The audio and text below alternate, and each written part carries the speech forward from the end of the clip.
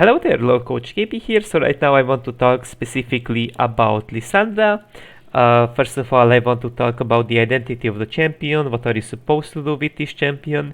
Mainly, a lots of times you're supposed to shove and roam. Now, the good thing about Lissandra is that she's such a good ganker, of course, right? You have so many tools in your kit that allow you to lock down champions, such as Ring of Frost, Root, Everfrost. When you buy it, you can really consistently apply it, of course. You have an ultimate that again slows people around and also stuns the main target, which is quite nice. So your goal in the game is more than often set up a gank for your jungler, play for your jungle, look for roams on bot lane, while also you are sort of a good AoE champion in teamfights, especially when you get a kill on your passive, so you'll be able to actually just like have further more and more AoE and more slows, which is definitely great on Lissandra. Aside of that, I think that's like pretty much it. Lissandra all about like disabling people, AoEing, ganking people, like that's like identity wise, she's like pretty much that's it about her. Now let's jump to the mechanics, of course. So what kind of mechanics can you utilize on Lissandra, and what do they actually allow you to do? Now, just to be clear with some things, you will look awkward if you try to like W flash. That doesn't work on this champion. You can W Q, so your W has a cast time, but you can W flash. You can though use your Q, so you can do something like this, of course, right? You can press Q and flash, which kind of like speeds up the whole like process, of course. It looks like it's a bit faster because you of course like you cast it preemptively, then you flash. You gotta do it faster than I do, of course. Then another cool little trick, lots of people want to connect the tip of Lissandra's E and then go in like this. Now the issue with this strategy is that often people will walk sideways or walk out of your E, so don't try to actually hit your E. Try to recast it and go for an early W, because you see like your W has a AoE range, right? So you gotta be exactly here with your E, right? We can see it with our eyes. Like, don't try to go for a maximum range one. You should always go for one that's actually not maximum range, just because often, as I said, you won't hit your E, so don't bother with this. So just aim to get the root off, then your Q and your other short trading elements in your kit, of course. Now, from the other hand, another cool trick, your E is actually borderline invisible. And by the way, don't E like this. This is very bad, so don't aim to do that. What you should actually do as Lissandra, so once your E goes more than half through a wall, like your E is here, for example, right, or here, it actually bounces you on the other side. So you actually don't have to like wait until the whole thing goes off. So people actually have less time to react to your E ganks through walls, and people can also like barely see your E, so it can be very tricky, of course. So these are like some tricks you can utilize to gank specific laners. Applies to top lane as well, right? Like you can actually traverse quite far away with your E without going through the whole thing with the claw of your E, right? So that's actually quite a nice element of our teleportation.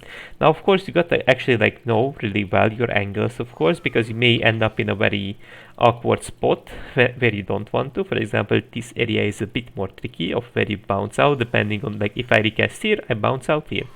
If I recast here, I bounce out on the other side, but if I wait a bit more, then I bounce out on this side, right? So it can be actually really tricky. You can bounce out on 3 different spots or 2 different spots if you E from this area. So this E is actually quite the tricky ability, which I mainly wanted to showcase.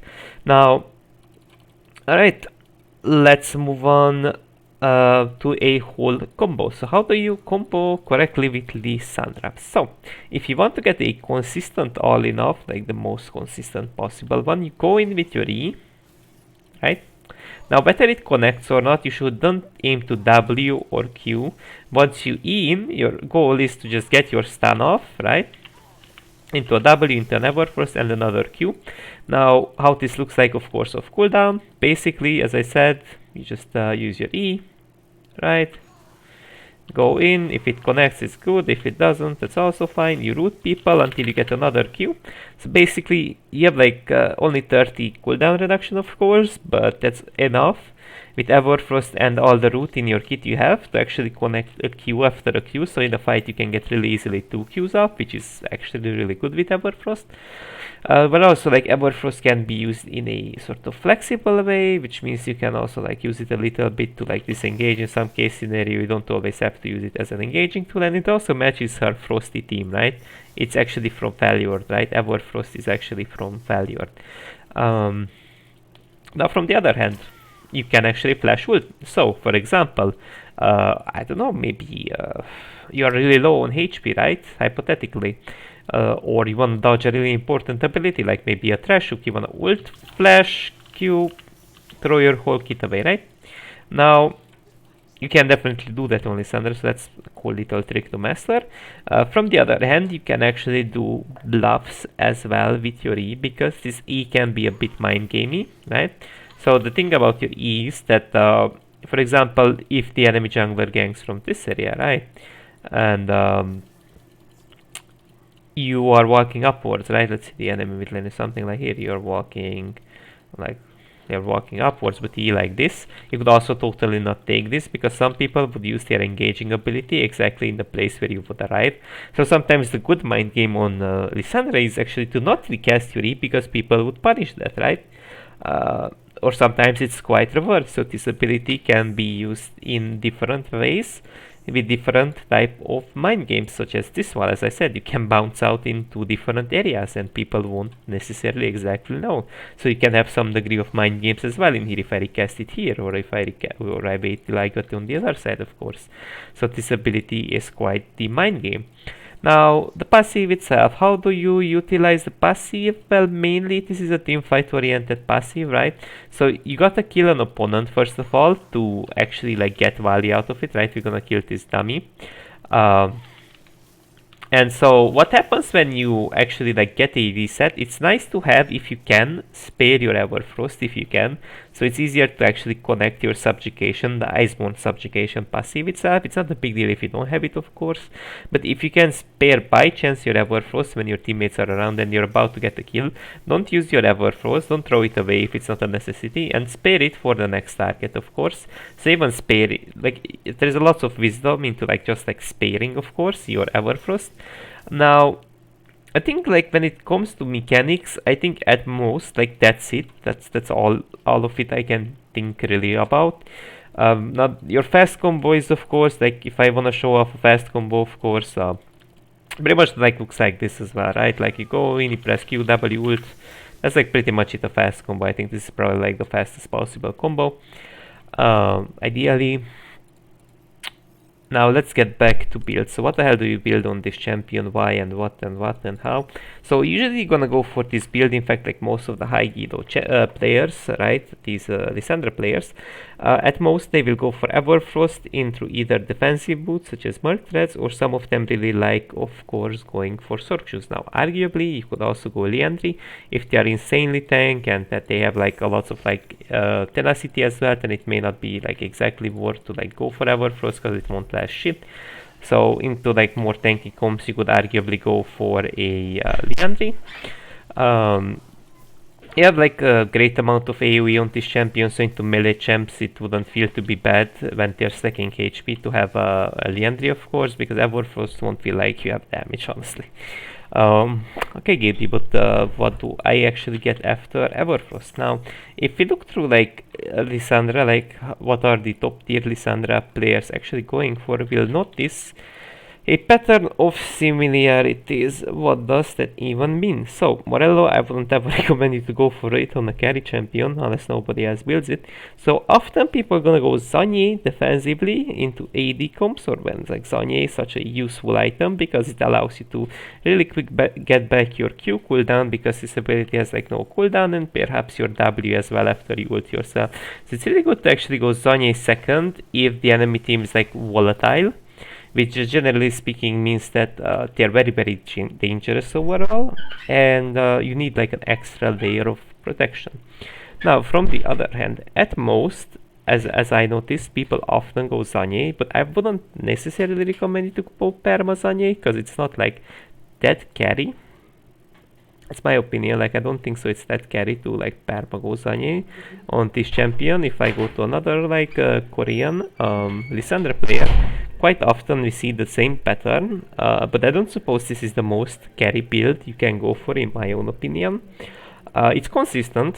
Like if you want consistency, you can definitely go for that, but if you are looking for a low elo carry build, ideally some people would say that Shadow Flame might be the best because of course like some of her EP ratios might not be the highest overall, but the thing is like after a period of time you'll notice that actually the Everfrost and also the other item, how's it called, Horizon Focus actually have similar damage. It's just really that Shadow Flame in the very like if you get it like when you're very ahead, it's gonna deal slightly more damage, but after a period of time, Horizon Focus will have even damage with the other item, of course. I'm gonna use the same combo, of course, right? I initiate with Q, E, W. Let's say I'm gonna miss my W with the other one as well. Okay, I won't use my W. So 109 damage, right? We got it, 109 damage. I didn't hit my W, of course. Now, I'm gonna get the Shadow Flame itself, right? We won't hit W. And so we see same combo, of course. Q, E, ultimate, right? Didn't use W again. Same combo, same everything. As I said, pretty much even damage. At most, you're actually gonna have even damage out of Shadow Flame. Well, also note that after a period of time, Horizon Focus will actually outdamage Shadow Flame. While also an important note about Horizon Focus that it actually does provide a bit less HP, but the reveal itself can be quite insane in some case scenario. While also another notable thing is that it gives 15 cooldown, which can be definitely nice in long term DPS wise, because you're gonna get your abilities slightly up faster, which is kinda nice on a champion that constantly disables with her abilities. Okay, from the other hand, what else can I get? You can also get, by the way, Rabadon, and for sure make for sure get it Dark Seal early on, because this is one of those type of champions that's really good at setting up a gang, killing people, right? You can of course like even save your Dark Seal stacks by ulting yourself or your Magi stacks. So this champion has like not only that A offensive kit that allows her to get lots of Magi and Dark Seal stacks, you can also sort of spare them because you can use your ult and E defensively. All of your abilities, in fact, you can use defensively, all of them. And they allow you to sort of like maintain those stacks, so you can actually like leverage your lead with even more ease. Now, against tanks, of course, you can get a Void Staff.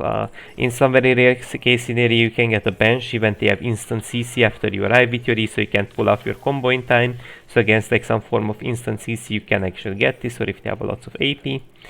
Zanye, totally fine, it's a consistent second item if that's what you want to go for, but in my opinion, it's not the most carry item. So that's just me. Then alternatively to this, Cosmic Drive, I don't suppose it's worth, because you already can get like plenty of cooldown items here and there, and I don't feel like it's necessarily to get that bonus speed, because like you're already like rooting people down and stunning them, so I'm not sure how worth it is.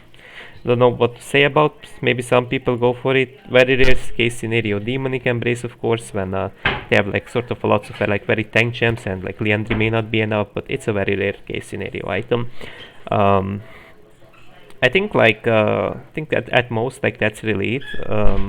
One thing I'm not sure if people ever go Cosmic Drive, right? That's like one thing I'm just still thinking of. It may not feel to be bad, because similarly to Gragas, you can have sort of a decent amount of kiting and chasing power, so I don't suppose like this champion is necessarily like bad at like utilizing a lot of cooldown. It definitely she isn't. Definitely she isn't, and this extra spacing power, this Cosmic Drive provides like wouldn't be bad, of course. Like it probably wouldn't feel to be bad. It just generally speaking is not utilized. So I could see like into melee comps, I could see like Cosmic Drive maybe with Lissandra to maximize out sort of your DPS and your kiting and chasing power. I could see it actually, but generally speaking, it's not really picked because you already disable people. So I don't know how to feel about it. Of course, that's like one thing I could say. Like I don't know how to feel about it. Now, one thing I want to point out, like macro-wise, what the hell do you do with this champion? Aim, like if you're low elo, shove waves, hit waves as hard as you can. That's your goal. You hit waves, you shove waves non-stop. You non-stop hit waves. In the early levels, you non-stop clear, hit waves. Then what the hell do you do, Gaty? You can early on leave a ward, of course, on the enemy refs, maybe aim to steal them, just snatch them away with Q if the enemy jungler starts red into Krugs, into Raptors. Worst case scenario, level 2, you're level 2 with Lissandra. If you don't get to like steal them away, you can E out so you're not in danger. If you're thinking, oh my god, they're gonna get collapsed on by mid and jungle, that won't happen, you're playing Lissandra. So at most you're not in danger actually. Okay, what else should I do, Gaby? You will shove with this champion, right? And so what else you want to do is to shove and roam for bot and top. Now, because of your excellent roaming capabilities you have with Lissandra, as I said, like you're actually quite good at like collapsing on enemy champions from unexpected angles. Now, of course, you won't have your ult at level 3-4, it's just like a showcase of an all-in. It doesn't matter like which angle you roam from, really, because like you could like roam from so many like different areas, right? I think I messed up a little bit that jump, but you guys get my point.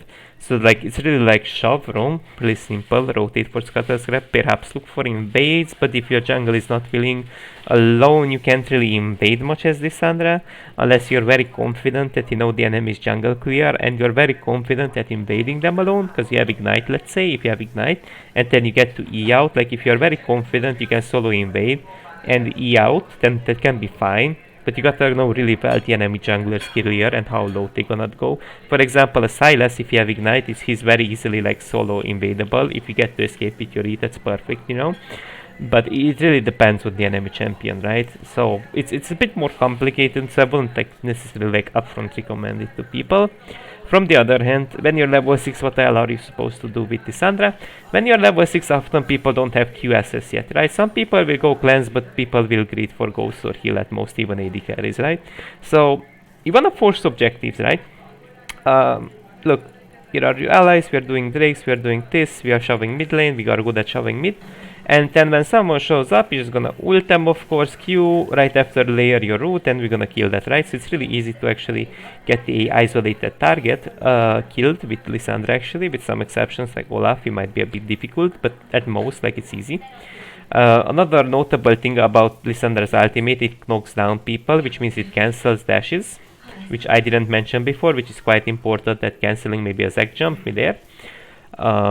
From the other hand, it will create a slowing area, so even if he has follow-up, hypothetically he has follow-up, it's kind of hard for them to actually sort of bypass that level 6 freezing field. Even though it's a 30% it's slow and some degree of damage, it's not the easiest for the enemy team to just walk through with ease through that frost wave, right? Now what else would you do? Besides ganking bot lane early on, mainly, like, there will be a lots of split pushers like Tryndamere, Jax, what have you. If you can collapse on them, meantime they perma split push, like those champions will perma split push. So ideally you should like look to collapse on them with your own top laner all in them. Right, that's like one of the power moves you can go for, or generally speaking, just set up wards. So before you do any type of objectives, just set up wards, right? And once you set up wards, you can also look for like collapse angles. For example, you see both sides. We see now, oh, I missed that word. Now we see both sides, right? When we are doing this, so we can see like if I wanna collapse on the guy on the right, I can do it on the right. If I wanna collapse on the guy on the left, I can do it on the left. It doesn't really matter, you know. So setting up vision is again like a great deal with Lissandra. So once you can control vision and buy control wards, so control wards are also interesting on Lissandra, of course, because weird, but people gonna int for control wards. Like literally, if you're level 6, buy control ward just as a bait. Like if the I know this is funny, but this gonna work in many elos. If you literally like lay down a control ward, and there is a ward here, like there is literally an enemy ward there, someone will be greedy enough and they will step up and you're gonna just all in them.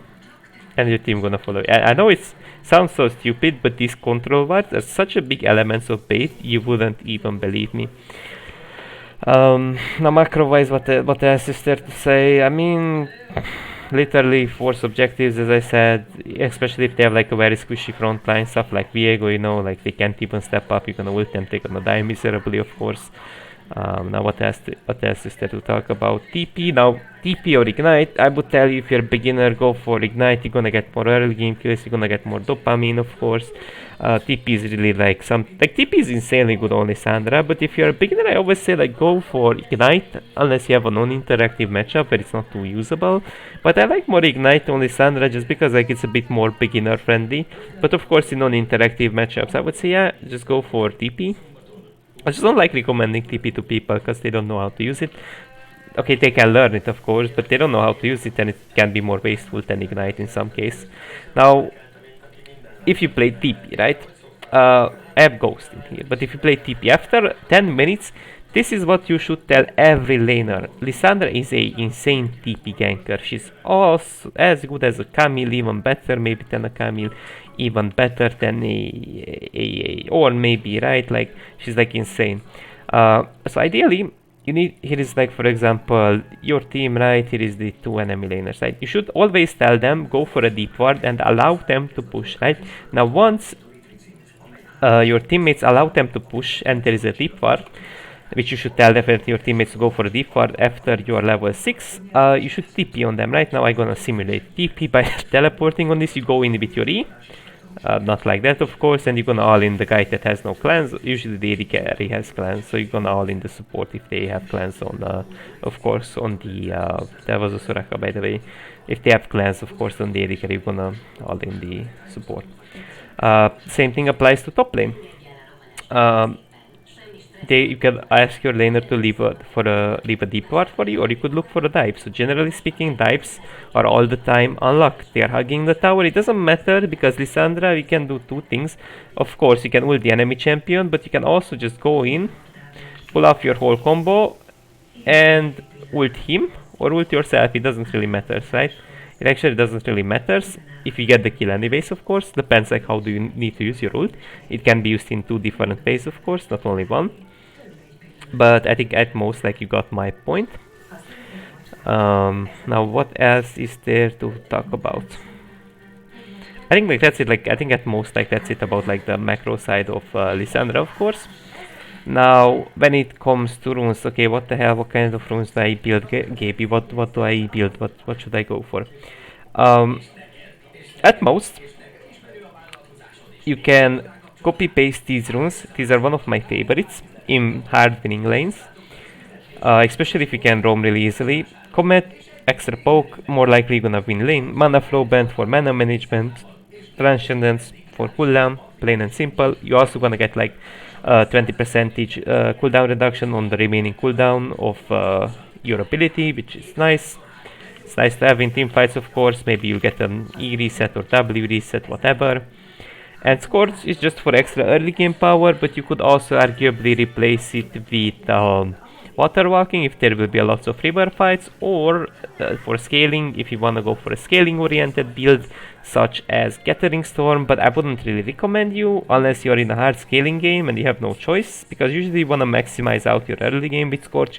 Same thing Cheap Shot does. It applies on movement impairing effects, which means if you slow you get the bonus damage, if you root you still get the bonus damage. Just we are gotta wait until Cheap Shot of course resets, and you get the bonus like damage, of course. That's like quite great. And Ultimate Hunter is plain and simple. Give 6 ability haste plus 5 additional ability haste per champion skilled, different champion skilled, which means that your ult gonna be more spammy. So this is definitely valuable if you feel like you're gonna get multi kills everywhere and you're really vulnerable to your ult. From the other hand, if you feel like you're getting too oppressed by chance by Serat players, X players and those people, you can go Biscuits and Cosmic Insight. Cosmic Insight will allow you to have faster summoner spells, of course, and faster item recharges, while also it's gonna allow you to have like more frequent TPs to go back to lane if you go low. And Biscuits, they are happy to survive, of course, but not the most recommended thing in my opinion. You can go for it like definitely. So Comet is usually in lanes where it's hard to proc Electrocute. Generally speaking range matchups, but it can be some melee matchups as well. I'll throw in some melee matchups like Yasuo. It's not really recommended Comet because he's just gonna dash away from it. so it's just not great. For example, in here, Yon, similar to Yasuo, of course, he went for Electrocute. He even went for Taste of Blood. You can go for Taste of Blood totally if you feel like you are getting bullied by the enemy Yon. That's totally fine if you don't want to go offensive. Then we can visually see like Electrocute can be procced quite consistently on like melee champs, and it can even deal later on more damage. It's just really all about like some champs like Irelia as well, like these type of champs like Yasuo. They usually have a lot of dashes, so then it's just like not the greatest to go for Comet. Because even Pantheon, you know, like let's say like you proc your Comet on Q or something, but then the problem is usually that he can jump on you possibly, so then it can get awkward. So usually into melee matchups, generally speaking, they can dash. It's a bit better to go for Electrocute. But I do believe like in this matchup, like Talon will just spam his Q, I mean his W at the wave, and that's how he will farm. And he won't really be too much. You don't really get too many Electrocute procs on him, so from my opinion, you could really easily go for a, you know, just for a Comet, because he would poke him a bit more than with Electrocute, but that's just my opinion, of course. Now, is there something else to talk about this champion? Not drafting wise, don't worry about that. At most, this champion will fit in any comps in solo queue, don't worry about that. 100% don't worry about that. Now, should you play him mid or support? You can play him any role. You can play him mid or support. I would say even maybe top lane, but more so mid and support. Some top lane matchups can be definitely winning, and you can definitely pressure even from top lane, but I wouldn't necessarily recommend top lane as a role, generally speaking. Now, okay, what else should we talk about? I think that's it. Like, right? I think that's it. At most, that's it. Yeah. Now, if you have any type of questions, of course, and you're willing to have like a, of course, if I missed out on something, definitely leave it in the comment section. And if you're willing to discuss about something, if you're willing to have a healthy conversation about anything, maybe if I misguided people by chance, or if you have something smart to say that I missed out on, definitely leave a comment in the comment section, so it will help the Lissandra community further more. That's it for now then. Have a nice day, guys.